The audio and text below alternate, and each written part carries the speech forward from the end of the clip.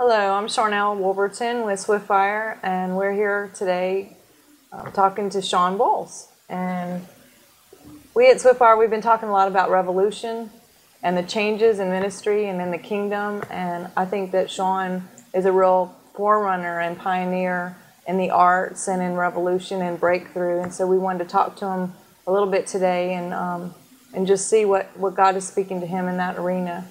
Shawn, I know you have a real heart for young people. How do you see that shift and where we are right now? Well, I think there's been this huge changing of the guard for the last 7 years. We've seen a lot of older saints go home. We've seen a lot step down and give their movements over to younger men and women. And then we've seen a lot of just young ones rise up that have accomplished more in like 10 years than it took others to accomplish in 30. Already they're accomplishing some. And I think that something's happening where if we can see a young person at the end of the race holding the trophy in their hand and then start treating them that way, then something supernaturally is done where what took us 20 years to learn, they learn in 2. Yeah. And it's completely unfair, but it's totally the design of God because they're reaping what they haven't sown. And God's had some older ones, especially in their 60s and 70s, pay a price so that we didn't have to. And if their ceiling is our floor, then that means that we don't have to go through the life lessons, the price that they did. Our price is a new price. And so I'm kind of a bridge between the old and new, kind of like you are. We're like a bridge between the older and the younger. And there's something in me where I want to validate the 16-year-old girl who has a youth ministry. And she really is called. I was a youth pastor at 16.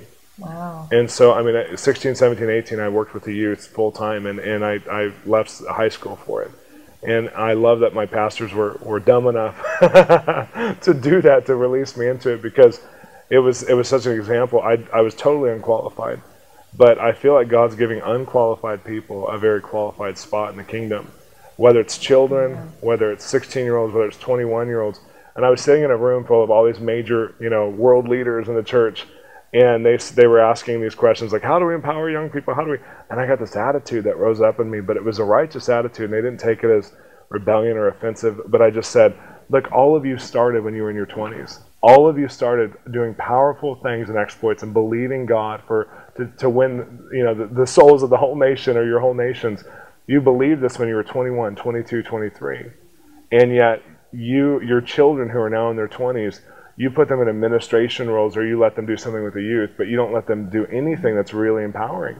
And so I'm challenging you that I feel that God's offended at the way we treat young people, that we don't give them any roles of responsibility that are real, or that we don't empower them, or we don't see them beyond where they're at. And you were seeing, God saw you beyond where you're at. Some of you were on drugs, some of you were whatever you were on, and all of a sudden 2 years later you're saved and starting a revolution.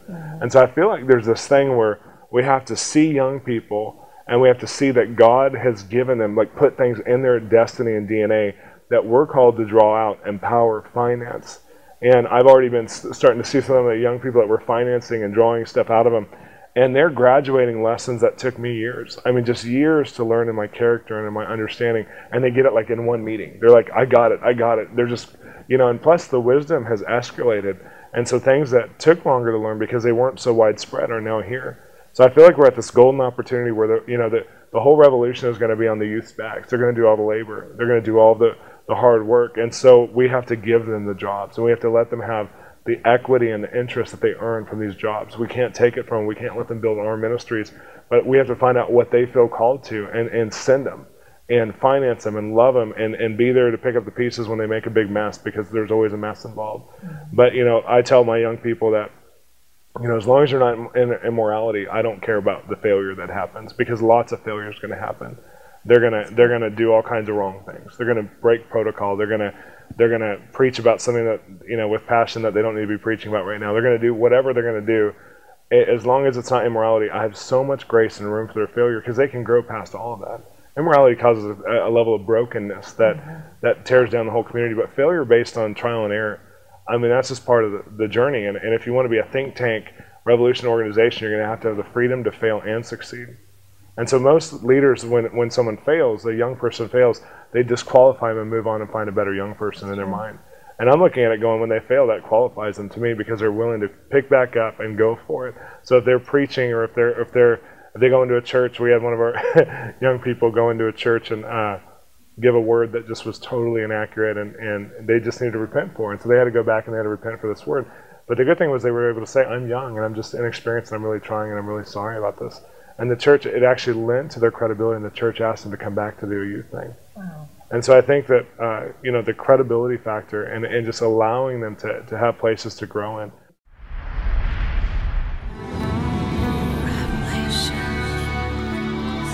Trust in me. Wisdom.